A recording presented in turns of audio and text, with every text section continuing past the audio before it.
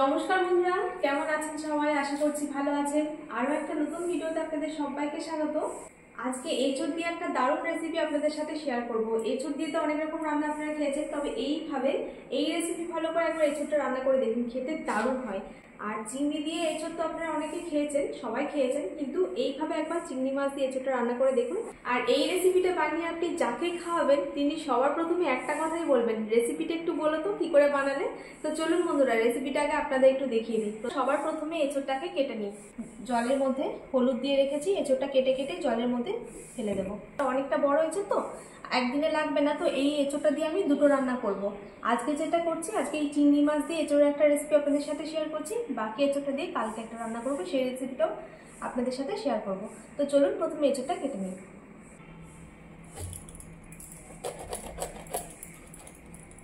আস্তে এই দেখো, খুব ভালো এঁচোড়টা, দেখো।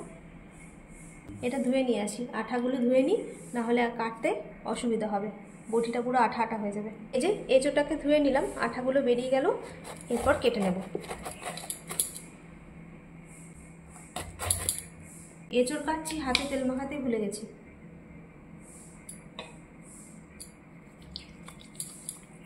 বটিটাকে একটুখানি তেল লাগিয়ে দিলাম।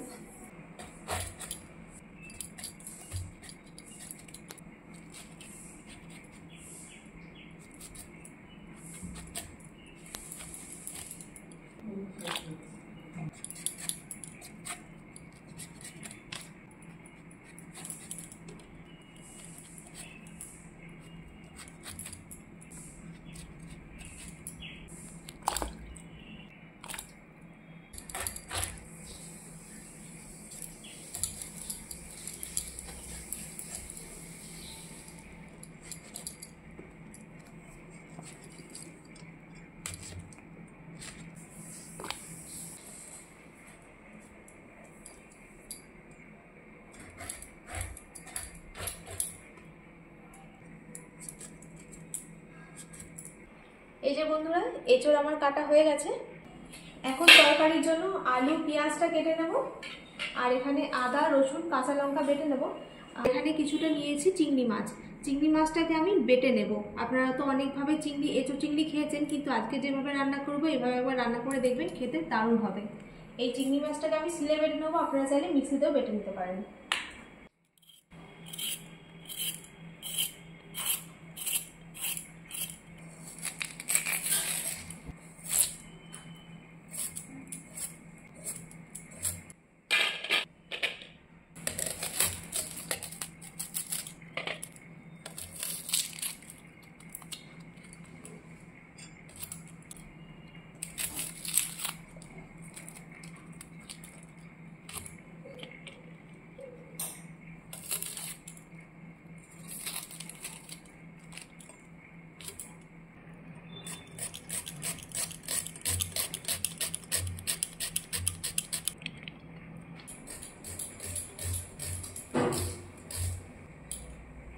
এবার মশলাগুলোকে বেটে নেব।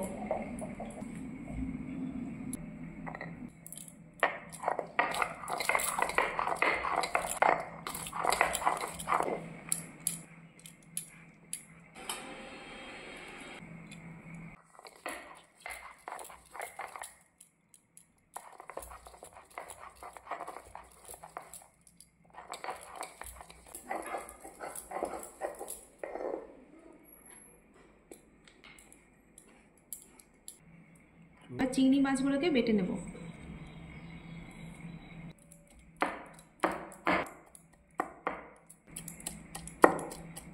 মাছগুলোকে প্রথমে একটু থেতো করে নিচ্ছি।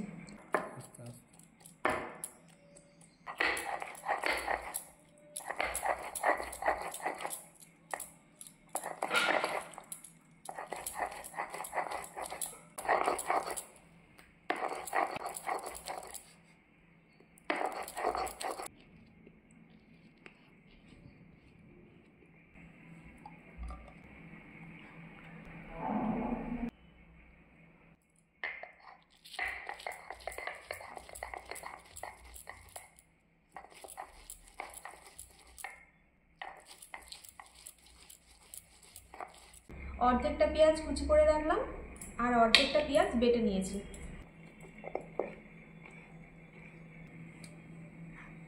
সব মশলাগুলো বাটা হয়ে গেছে। এঁচোড়টাকে প্রথমে সেদ্ধ করে নিচ্ছি। এঁচোড়টাকে কিছুক্ষণ ফুটিয়ে সেদ্ধ করে নিচ্ছি। এঁচোড়টা প্রায় সেদ্ধ হয়ে এসছে। এই সময় কড়াই গরম করতে বসিয়ে দিয়ে তাতে দিয়ে দিয়েছি পরিমাণ মতো সর্ষের তেল। তেল গরম হয়ে গেলে কেটে রাখা আলুর টুকরোগুলোকে বেশ লাল লাল করে ভেজে নিচ্ছি।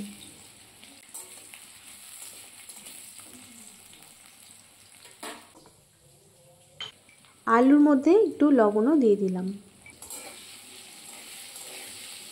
এঁচোড়টা সেদ্ধ করা হয়ে গেছে, এখন এঁচোড়ের জলটা ঝরিয়ে নিচ্ছি। আলুটা ওদিকে ভাজা হচ্ছে, ততক্ষণে একটা টমেটো, বেশ বড় সাইজে একটা টমেটো নিয়েছি, টমেটোটাকে মিক্সিতে পেস্ট করে রেখে দিলাম একটা সাইডে। আলুগুলো বেশ লাল লাল করে ভাজা হয়ে গেছে, এখন তেল ঝরিয়ে তুলে রেখে দিলাম। এঁচোড়গুলোকে সেদ্ধ করে জলটা ভালো করে ঝরিয়ে নিয়েছি। এখন এঁচোড়গুলোকে এই তেলের মধ্যে ভেজে নেব।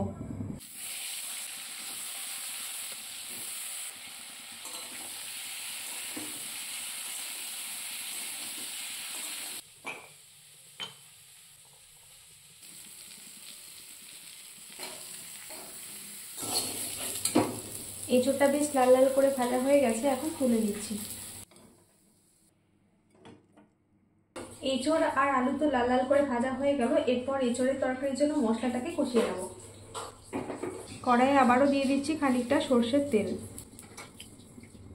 5 ফোড়ন, তেজপাতা, এলাচ আর দারচিনি ফোড়নে দিয়ে দিলাম। ফোড়ন ভাজা হয়ে গেছে, পেঁয়াজ কুচিগুলো দিয়ে দিলাম।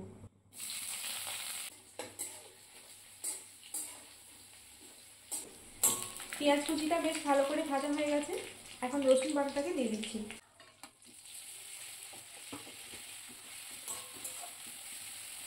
রসুন বাটাটা কিছুক্ষণ কষিয়ে নিয়ে এখন পেঁয়াজ বাটাটা দিয়েও একসাথে সমস্ত কিছু ভালো করে কষিয়ে নিচ্ছি।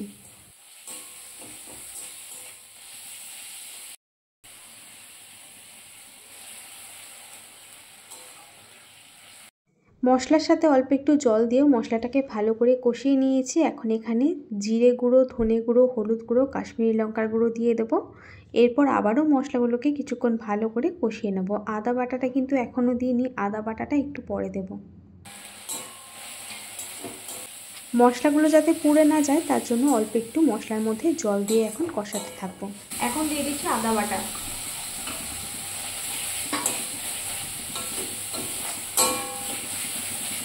টমেটোর পেস্টটা দিয়ে দিচ্ছি।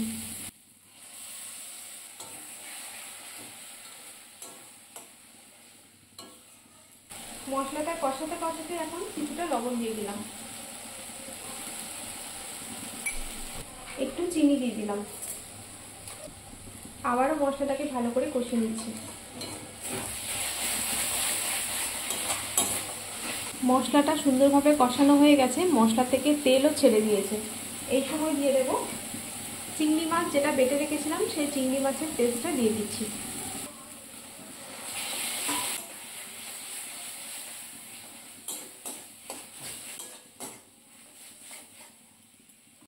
মশলার মধ্যে অল্প একটু জলও দিয়ে দিলাম, আর চিংড়ি মাছের এই বাটাটা দেওয়ার পর কিন্তু অনবরত নাড়াচাড়া করে বেশ খানিকক্ষণ সময় নিয়ে সমস্ত মশলাগুলোকে আবারও ভালো করে কষিয়ে নিতে হবে। চিংড়ি মাছ বাটাটা দেওয়ার পর কিন্তু অনবরত নাড়াচাড়া করে মশলাটা কষিয়ে নিতে হবে। দেওয়ার সাথে সাথে নাড়াচাড়া না করলে কিন্তু মাছটা দলা বেঁধে যাবে, বড়ার মতো হয়ে যাবে। তাই মাছটা মাছ বাটাটা দেওয়ার সাথে সাথে দিয়ে কিন্তু খুন্তি দিয়ে খুব ভালো করে নাড়াচাড়া করে মশলার সাথে মিশিয়ে নিতে হবে।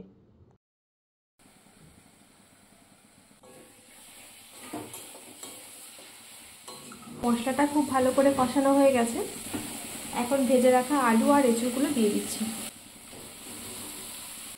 এঁচোড় আর আলুটা দিয়ে আবারও মশলার সাথে কিছুক্ষণ সময় নিয়ে ভালো করে কষিয়ে নিচ্ছি। কড়াইয়ের তলায় একটু লেগে লেগে যাচ্ছিল, তাই একটু জল দিয়ে দিলাম। আবারও কিছুক্ষণ সময় নিয়ে এই জলটা শুকনো অবধি মিডিয়াম ফ্লেমে কষিয়ে নেব। যত সময় নিয়ে কষিয়ে কষিয়ে রান্না হবে, রান্নার টেস্ট ততই ভালো আসবে।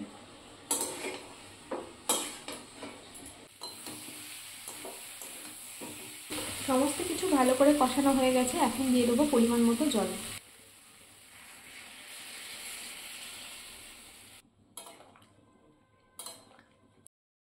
জল দিয়ে দিয়েছি, কিছুক্ষণ ঢাকনা দিয়ে ঢেকে রান্না করে নিচ্ছি। তরকারিটা কিছুক্ষণ ঢাকনা দিয়ে ফুটিয়ে নিলাম, এরপর ঢাকনাটা খুলে নিচ্ছি।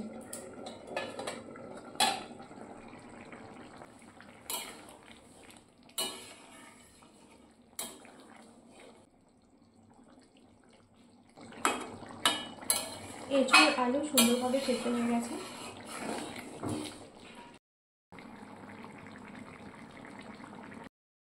গোটা গরম মশলা বেটে নিয়েছি, সব শেষে এই বাটা গরম মশলাটা দিয়ে নামিয়ে নিচ্ছি।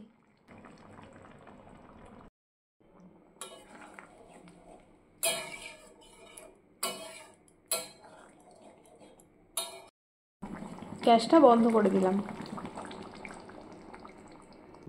বন্ধুরা, ভিন্ন স্বাদের এঁচোড় চিংড়ি রান্না আমার একদম হয়ে গেছে। আর ক্যামেরাম্যান তো এখন বাড়িতে নেই, মানে আপনাদের দাদা ভাই, ও বাড়িতে আসুক, তারপর ও খেয়ে বলবে কেমন হয়েছে।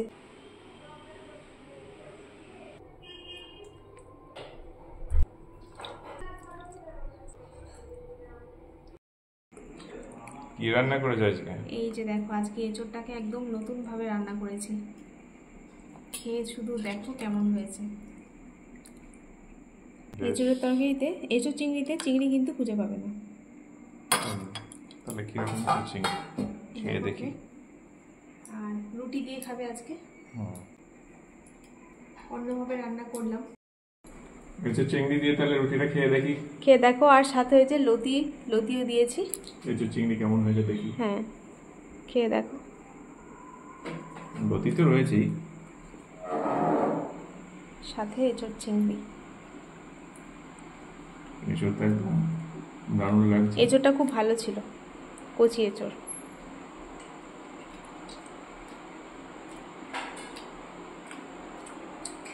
দারুণ হয়েছে, দারুণ দারুণ। সত্যি বলছো? এইভাবে মানে ভাবছি যে এইভাবে বানাচ্ছি কেমন হবে জানি না। চিংড়ি মাছগুলো কি করেছি বলো তো, বেটে দিয়েছি, শিলে ভালো করে বেটে তারপর দিয়েছি। তো সেদ্ধ হয়েছে ঠিকঠাক মতো। দারুণ হয়েছে, তো খেতে খুব সুন্দর হয়েছে। আপনারা এইভাবে রান্না করে দেখতে পারেন। অল্প চিংড়ি মাছ দিয়ে খুব সুন্দর হয়, বলো? হয়তো খেয়েও থাকতে পারে এরকম। হ্যাঁ, জানি না, খেতেও পারে। যারা যারা খাননি এরকম ভাবে রান্না করে খেতে পারে, খুব ভালো লাগে। সুন্দর হয়েছে। হ্যাঁ, রুটির সাথে তো খুবই ভালো লাগবে, ভাতের সাথেও ভালো লাগবে। হ্যাঁ, চলুন বন্ধুরা, এখন টাটা। সবাই ভালো থাকবেন, সুস্থ থাকবেন, আর রেসিপিটা কেমন লাগলো জানাবেন। চলুন টাটা। তাহলে আমি এখন খেয়ে নিই, খেয়ে নাও। আবার পরে দেখা হবে। চলো টাটা। টাটা।